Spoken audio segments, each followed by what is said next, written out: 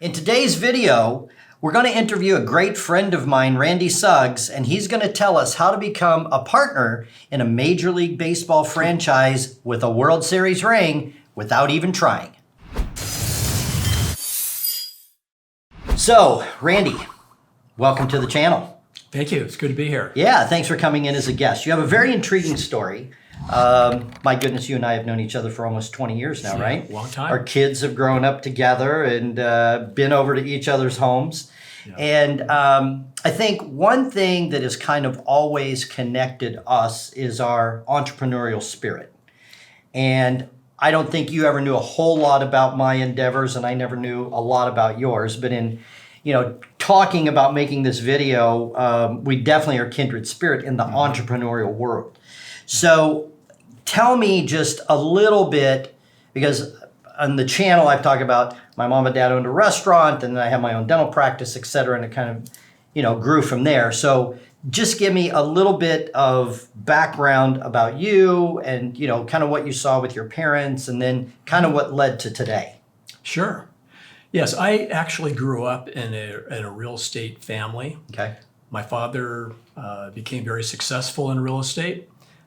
He actually came to Phoenix in, I believe, the 30s, and he had tuberculosis, and the doctor said, go west, go where it's dry for your recuperation. Wow. So he came out and recuperated there, and after World War II, as the economy started heating up and so forth, he got involved in real estate, and he had a mortgage company, he had an insurance company, and also he had a home building company. Wow. And he started home building in 1947 in his first subdivision, and he built subdivisions there. And when I was growing up in the 60s, I was around all that and saw what he was doing and so forth. And so I caught the entrepreneurial spirit from that. And I actually had never had any concept of doing anything but having my own business and doing my own thing and being an entrepreneur. Well, that's awesome because, I was raised in the restaurant business and I went to dental school, and as I'm in my fourth year approaching graduation, I had classmates who were going to go into the military, they were going to become associates, they were going to go into a residency program, get a little money, start paying off their student debt. I'm like, there isn't any way I'm doing that. I'm going to risk everything I had. My 1974 Grand Prix and the pots and pans from my wedding was about everything that I had, because I'm going to be in business for myself. I never, ever wanted a salaried hourly job, which I had to take during summer break from college. But you sound like you saw what your dad did and you kind of like latched onto that from the beginning.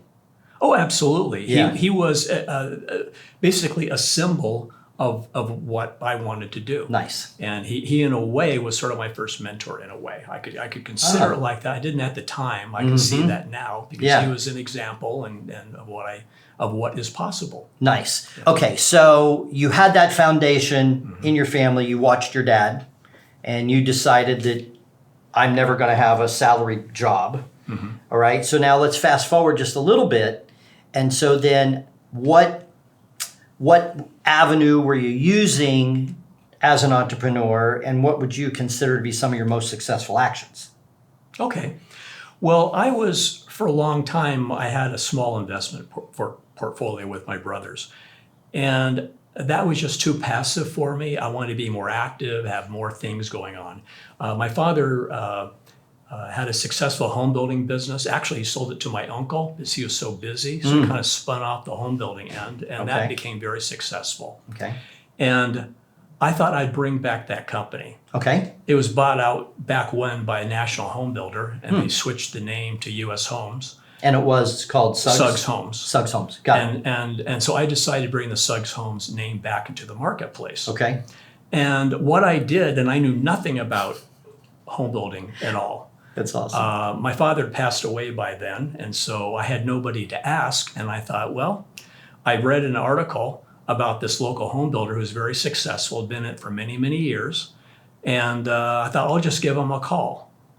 And so out of the blue, complete cold call, I called him up and told him who I was. Yeah. And I told my family used to be in the home building business, and I think about bringing the company back into the marketplace, and asked if I could meet with him and maybe get some ideas or pick his brain a little bit. And he said yes. Okay. So we met, and at the end of that conversation, he offered to joint venture with me. Wow. And he said if I would find the land and put in the money it would take to get the subdivision going, he would bring his whole company and actually get it all delivered and so forth. And I could see how it was done. He would show me how everything was done, and we would do it under Suggs Homes. Now, I think there's a couple of significant parts here. So, first of all, you were willing to call someone way above your pay grade and ask for help, pick their brain, however you might describe it. But then it's interesting that during that conversation, he originated that you could help him solve a problem. Yes. And what specifically was the problem you were going to solve for him? Well, he had his staff, and there's a certain amount of overheads and so forth that's related to that. And they were capable, they had the capacity of doing more.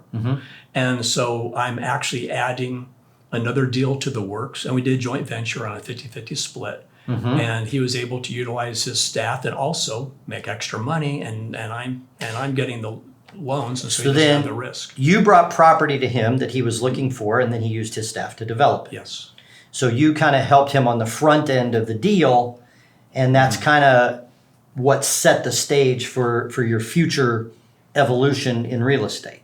That's correct. Okay. And it's interesting that often very small things can make huge differences. I mean, I look back and I think to myself, what would have happened if I would have never called him up? Exactly. Because it took a bit of guts. I didn't know who this person was, and I had to all just do it. And if I would have never have done that, I would have never gotten into a whole huge path, which actually ultimately got me into the Arizona Diamondbacks and everything else. And the worst that was going to happen is he would have declined having lunch with you. Correct. I like that. Yeah. Okay, so now you have this going, and I want you to tell the viewers there was this pivotal moment as you were looking for your next step after you'd already had some success. So I want you to go over that.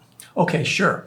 What happened is I was developing subdivisions, and it's a lot of work. Yeah. And there's a lot of moving parts, and there's multi-million-dollar construction lines and other type of lines, and you're constantly under the gun on a timetable.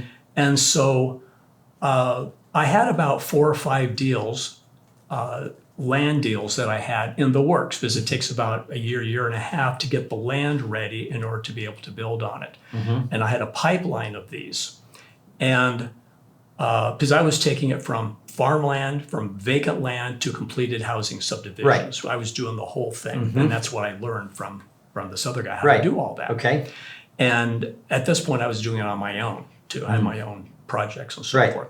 So I started getting calls from land brokers saying that this national builder or that national builder was interested in the land that I owned, that I was taking through that process of getting it rezoned and platted with the lots, and wanted to know if I wanted to sell it. And I said, well, how much? And they said, well, maybe about like this amount of money and so forth. And how big was the plot of land you were working with at the time? That current one that I had, well, I had several in the works, but the one that they mentioned they were interested in buying was 35 acres. It was about 90 lots. Okay, and all the plots that you were working on at the time were kind of in that particular range? 20, 40, 50 acres? Exactly right. Okay. In that range, exactly right. Right? And so he called, that broker called, and I said, let me think about it. And one day, shortly thereafter, I was in my office, and I was just thinking about things. And one of the things I often did is trying to envision where am I going? Yeah. What am I going to be doing? How can I make this easier? How can I get making the big money faster? I'm constantly thinking about that. Yeah. And one day, a light bulb went off. And out of the blue, and this is about approximately 1998, and a light bulb went off, and that was, I just need to add a 0 to everything I'm doing. And I thought about, instead of 35 acres, why don't I buy 350 acres or something like that? And then I can sell these to the big builders, and I'll make far more money then I would be actually building out a smaller subdivision. I wouldn't have all the risk of all those loans. And So then you focused and specialized on the front end, getting the property ready, and they had their entire machine with developers, subcontractors, engineers, all of that. And then you just, okay, so you got the property ready to be developed and then sold it to them and moved on to the next deal. That's correct. I took it to the point where it was ready to pull a permit and move dirt, to start putting in the infrastructure. Interesting. And that was valuable, if I may say, that was valuable to them because that process can take a year and a half to do. And I think that they were burning through their lot inventory faster than what they were expecting. And so they were like, they needed lots faster. So they had their own staff that could do that. Yes. It's just you were ahead of them and you solved the problem. Correct. Okay, so that's awesome. Yeah. So because I talk all the time about how you have to be able to solve a problem for your customer. But how in the world did that lead to becoming a partner in the Arizona Diamondbacks with the World Series ring, I might add, because you weren't even looking? How did that land in your lap? Well, I was just in the game. Yeah. I mean, that's really the bottom line. You were just out? I had a very nice office in one of the most prestigious office buildings. And I received a letter one day wanted to know if I wanted to invest in the expansion team, which is to be the Arizona Diamondbacks. We didn't have a name at that time, and so that's what it was to be. And I thought, yeah, how many people have an opportunity to be a major baseball league owner? Exactly. And so I said yes. And my brothers and I, my brothers wanted to do it too. I asked them, hey, I got this opportunity. Yeah. Let's do this. And so that's what we So did. you guys went together and became partners in the Arizona Diamondbacks. Yes. I remember Randy Johnson was like an ace pitcher for you guys. Randy Johnson, Kurt Schilling was Yeah. another Oh, ace that's right. pitcher. You had Kurt Schilling we had too. both of them. Yeah. When we won the World Series. Oh, that's fantastic. Yeah. That's fantastic. So then to kind of like summarize this is like you found a mentor, you hitched your wagon to his star. Yes. Then you were willing to take a risk and calculated risk and move out. But then you just started to get yourself well known as someone who was successful in your particular specialty in the real estate business. And then boom, here comes this other opportunity with the Major League Baseball team. Absolutely. Awesome. Yeah. Awesome. So the bottom line here is, as an entrepreneur, find a mentor Yes. and hook your wagon to their star and let them help you get going. Do it right, take care of people, and solve a problem. And all kinds of opportunities will come your way. We're in a real crazy time right now with COVID. What direction is the economy going to go? Well, you and I are in 100% agreement. There's opportunity all the time. During the Great Recession back in the 20s and 30s, millionaires, billionaires were made. There was huge opportunity. So do not succumb to any negative attitude. Look for the opportunity and chase it. Yeah, that's right. Good summary? Yeah, that's great. Great. Thank you for joining us with my guest, Randy Suggs. And we're going to do another video now on an excellent, excellent part of the evolution of Randy.